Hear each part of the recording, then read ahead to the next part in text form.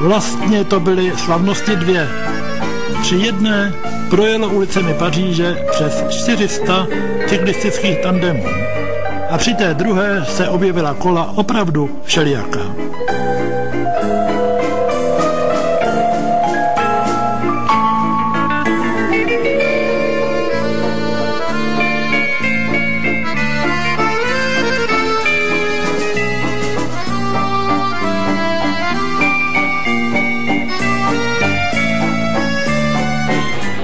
Na strašnické dráze se sjeli jejich majitelé, aby ukázali, co dovedou.